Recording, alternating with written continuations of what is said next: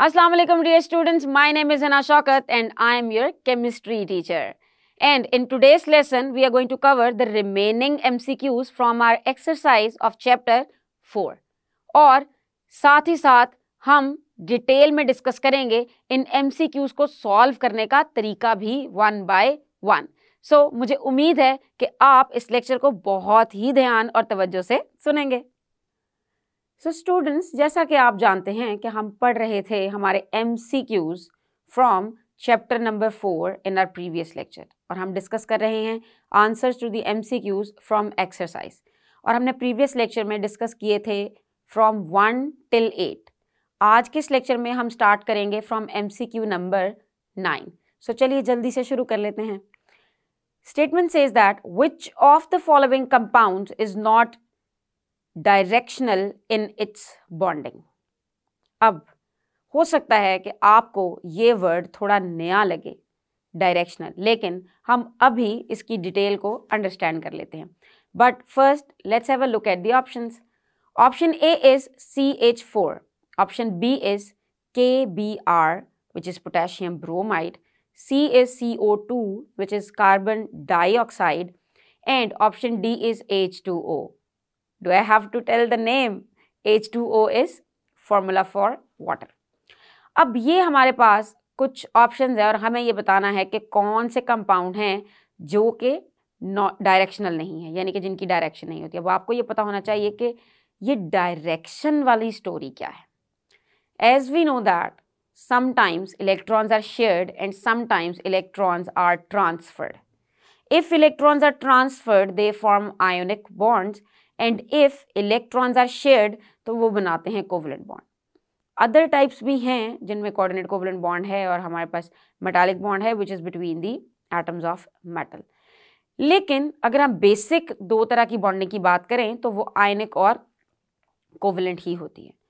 अब डायरेक्शनल का मतलब ये है कि वो कंपाउंड्स जिनमें जो इलेक्ट्रॉन्स हैं वो from one atom to other atom shift करें. जी हाँ, शिफ्ट करें, यानी कि इलेक्ट्रॉन्स मूव कर रहे हों बिटवीन टू एटम्स. अब हमने ये कॉन्सेप्ट पहले भी डिस्कस किया है when we were studying the polar covalent compounds. Polar covalent compounds में क्या होता है कि दो डिफरेंट तरह के जब एटम्स मिलते हैं और जिनमें इलेक्ट्रोनेगेटिविटी का डिफरेंस होता है, so because of that electronegativity difference, जो एटम ज्यादा इलेक्ट्रोनेगेटिव होगा वो शेयर्ड पेयर ऑफ इलेक्ट्रॉन को अपनी तरफ ज्यादा अट्रैक्ट करेगा. और ज्यादा अट्रैक्ट करने की वजह से क्या होगा कि जो शेयर्ड पेयर सेंटर में होना चाहिए दोनों के, वो सेंटर में नहीं होगा, उसकी डायरेक्शन होगी towards electronegative atom.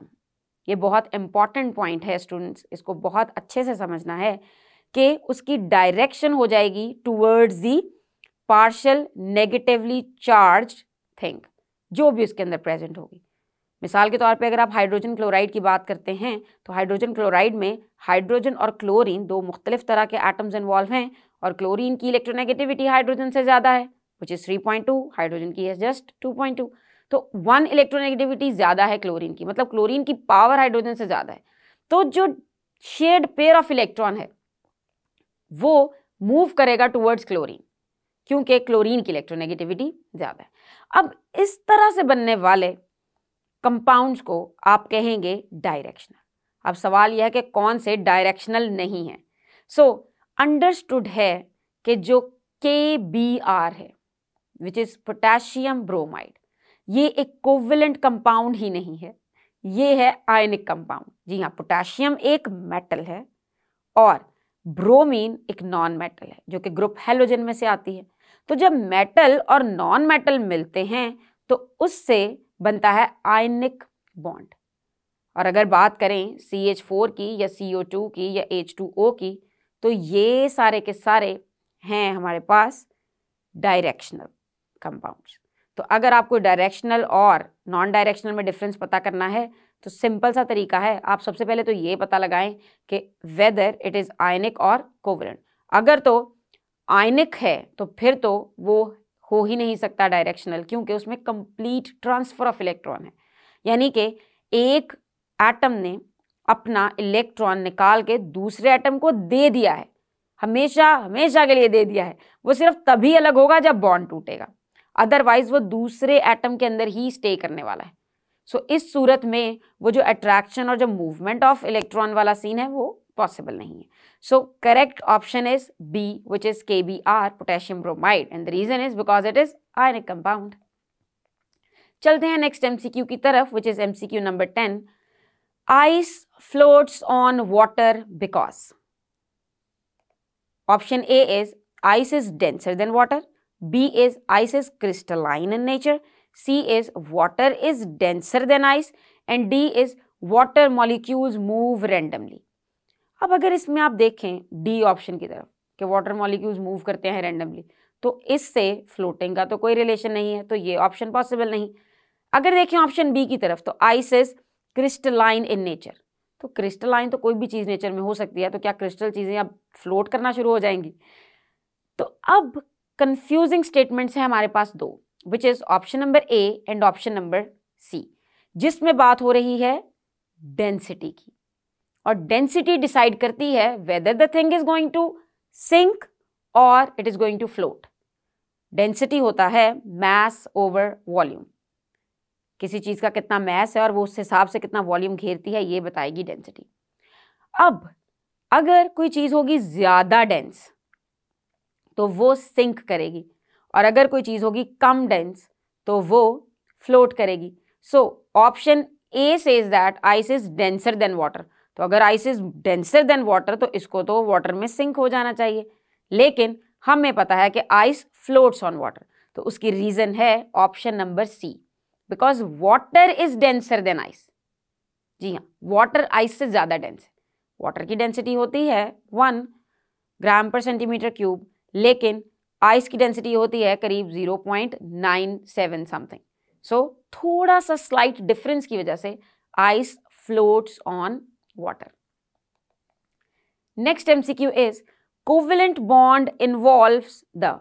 Simple statement, बहुत सिंपल है, आपसे पूछा गया है कोवेलेंट बॉन्ड के बारे में, और ऑप्शंस हैं option A donation of electrons, B acceptance of electrons, C sharing of electrons, and D repulsion of electrons. अब अगर आपने कोवेलेंट बॉन्ड वाला टॉपिक जरा सा भी पढ़ा है तो आपको अंदाजा होगा कि covalent bond is the type of bond in which there is mutual sharing of electrons. So option C is correct. और हम जानते हैं कि डोनेशन ऑफ इलेक्ट्रॉन से बनता है आयनिक बॉन्ड, और एक्सेप्टेंस ऑफ इलेक्ट्रॉन से बनेगा कोई भी चीज नेगेटिव आयन, और रिपल्जन ऑफ इलेक्ट्रॉन्स उससे तो हमने कोई बॉन्ड किसी भी किस्म का बेस नहीं पढ़ा। Repulsion of electrons other phenomenas में इन्वॉल्व हो सकती है, लेकिन बॉन्डिंग की मेजर रीजन नहीं हो सकती। Next MCQ is how many covalent bonds does C2H2 molecule have, यानी कि एक मॉलिक्यूल के अंदर कोवेलेंट बॉन्ड्स पूछे गए हैं, उसके लिए आपको बनाना पड़ेगा इसका स्ट्रक्चर। जी हाँ, and I will suggest you mind से ज़्यादा अच्छा है कि आप इसे पेपर पे ड्रॉ करके देखें, otherwise you will definitely make a mistake in counting the bonds. So अगर हम ड्रॉ करें स्ट्रक्चर C2H2 का, जिसे हमने हमारे लेक्चर में भी डिस्कस किया था when we were discussing the types of covalent bonds, उसमें हमने C2H2 जिसका नाम होता है इथाइन, उसका स्ट्रक्चर डिस्कस किया था। As we know that carbon is having 4 electrons in its outer most shell, और हाइड्रोजन के पास होता है सिर्फ 1 इलेक्ट्रॉन। तो जब इसका स्ट्रक्चर बनता है तो कार्बन और कार्बन के बीच में बनता है ट्रिपल कोवेलेंट बॉन्ड, और 2 कार्बन के बीच में ट्रिपल कोवेलेंट बॉन्ड कुछ इस तरह से, और एक कार्बन अटैच होगी एक हाइड्रोजन के साथ और दूसरी कार्बन अटैच होगी दूसरी हाइड्रोजन के साथ। अगर आप किसी तरह ये एक्सपेंडेड स्ट्रक्चर बनाने में कामयाब हो जाते हैं, so then what you have to do, simply count the lines which are representing covalent bonds, and if you count them, so 3 are between carbon carbon और 2 होंगी between carbon hydrogen. So there are total 5, and look at the options, A is 2, B is 3, C is 4 and D is 5. So correct option is 5. So ऐसे question में अगर आप पहले options पढ़ भी लेंगे तो भी आपको उसका सॉल्यूशन करना है, आपको उसको अपने माइंड से सॉल्व करके देखना है, एंड देन उसकी कैलकुलेशन के अकॉर्डिंग ही आपका आंसर आएगा। Next MCQ is triple covalent bond involves how many electrons.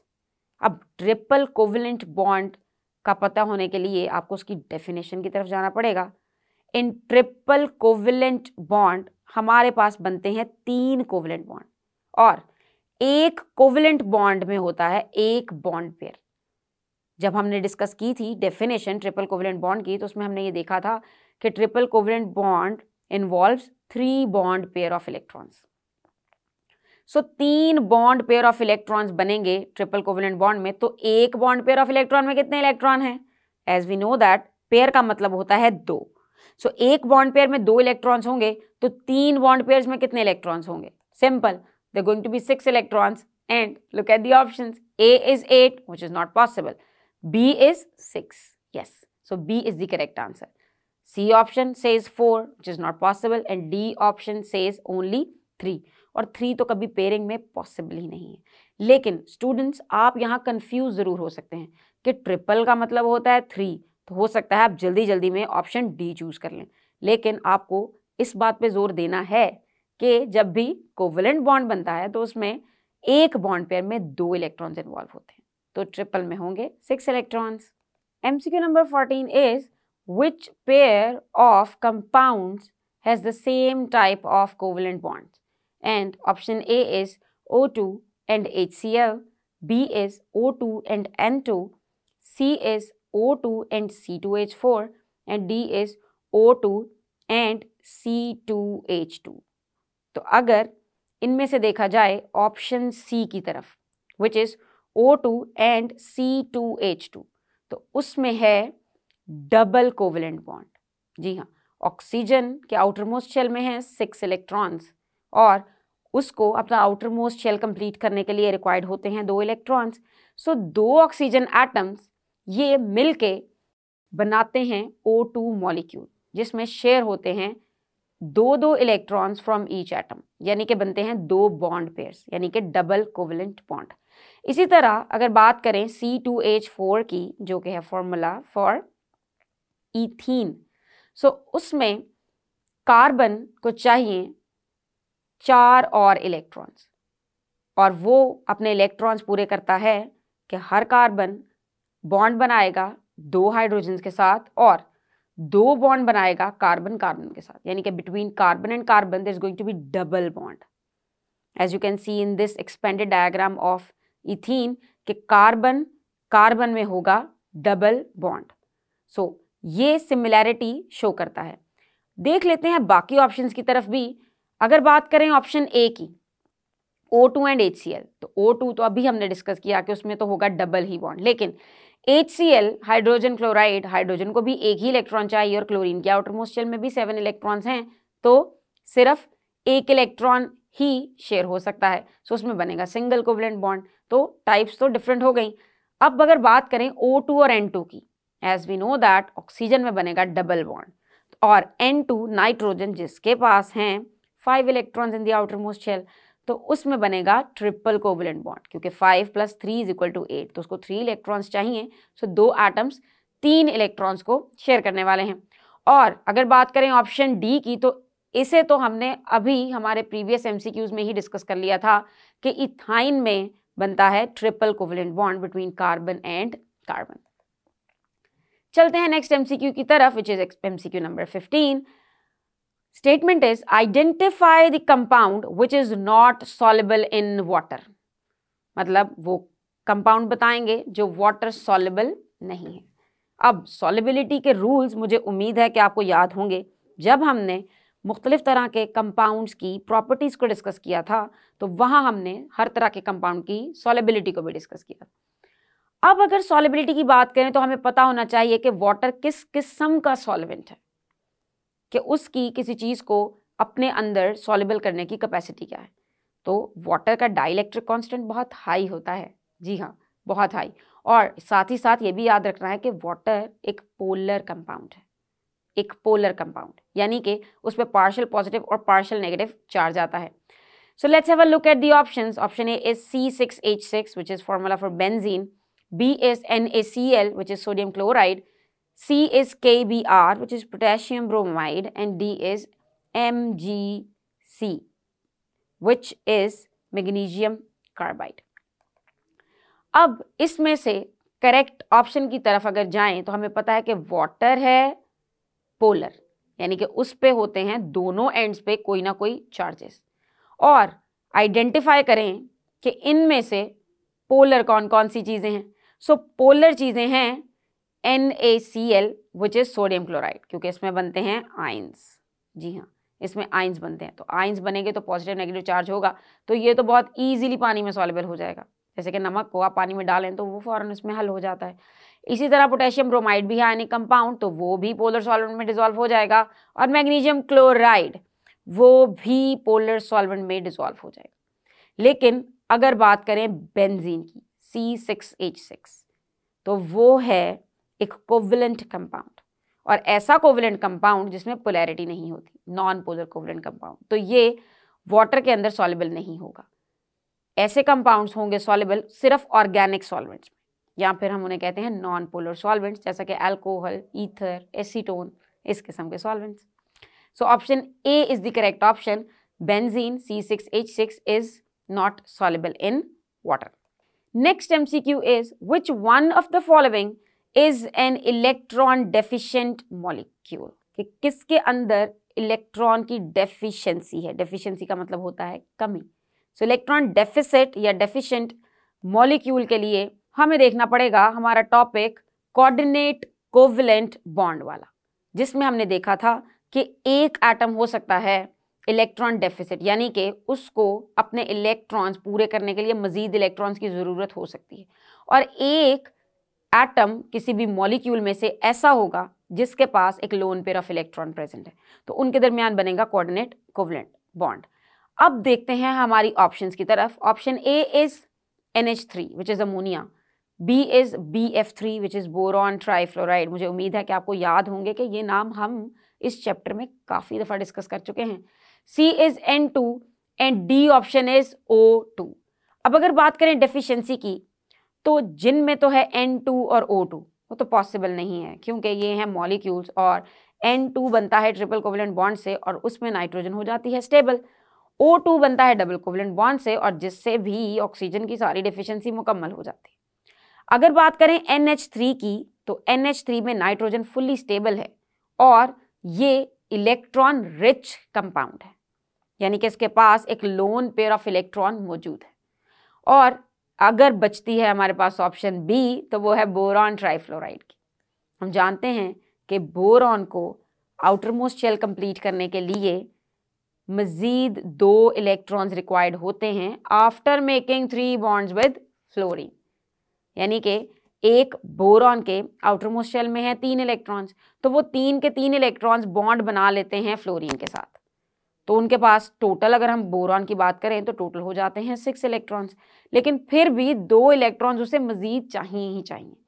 सो हुआ ना BF3 एक इलेक्ट्रॉन डेफिसिट कंपाउंड। सो इस तरह के कंपाउंड्स ही फर्दर मूव करते हैं to make coordinate covalent compound.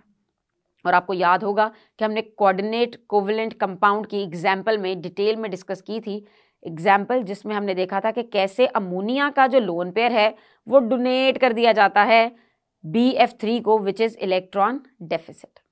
Next MCQ is identify which pair has polar covalent bonds, कि कौन से पेयर में पोलर कोवलेंट बॉन्ड्स होंगे।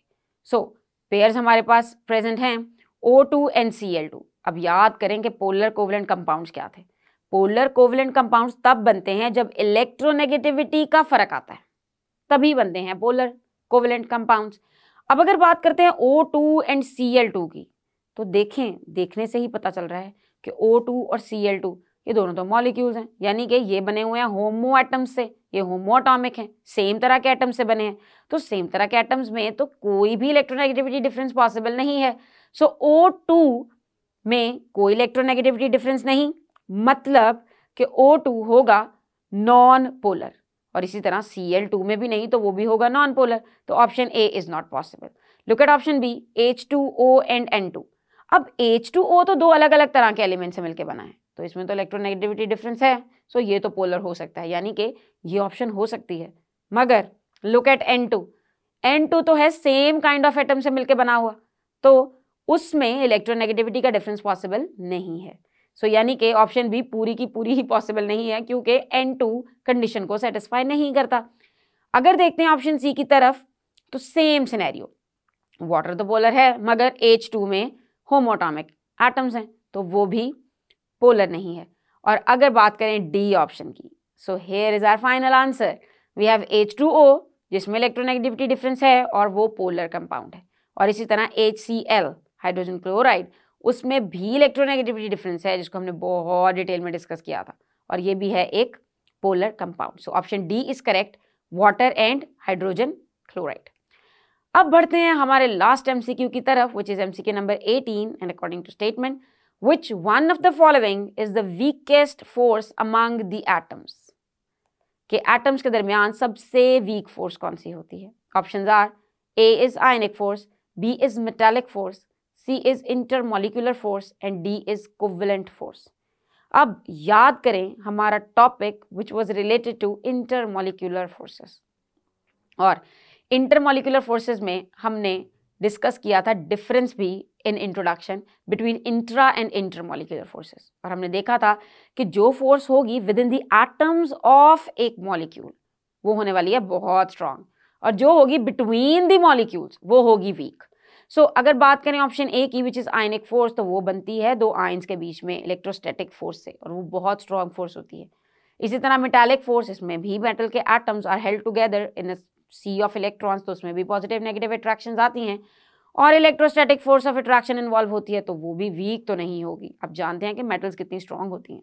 Remember, metals are very hard. आप अगर अभी इमेजिन करें एक आयरन रॉड को, तो आपको याद आ जाएगा कि मेटल्स बहुत हार्ड होती हैं, यानी कि उनकी फोर्सेस स्ट्रांग हैं। सो सी आता है इंटरमॉलिक्यूलर फोर्स, यानी कि जो मॉलिक्यूल्स के बीच में फोर्स होती है, जैसे कि हमने डिस्कस किया था हाइड्रोजन क्लोराइड, इनके जो मॉलिक्यूल्स हैं वो आपस में जो अटैच हैं वो अटैच होते हैं डिफरेंट इंटरमॉलिक्यूलर फोर्सेस से, जिन्हें ब्रेक करना बहुत ही आसान होता है as compare to intramolecular forces. And option D is covalent force, तो कोवेलेंट फोर्स तो इंट्रामॉलिक्यूलर फोर्स है, इसमें तो इलेक्ट्रॉन्स प्रॉपर शेड हुए हैं, तो उनको तोड़ना काफी मुश्किल हो सकता है। So correct option is option number C, which is intermolecular force. So students, आज के इस लेक्चर में हमने वाइंड अप कर लिए हैं हमारे सारे के सारे MCQs from the exercise of chapter number 4, और हमने डिस्कस किया है हर एमसीक्यू को डिटेल में, और डिस्कस की है उसकी reason of the correct answer as well.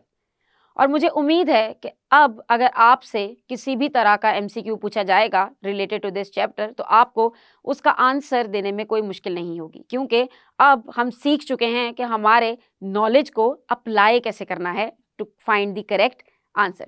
So see you in next lecture, and until then, Allah Hafiz.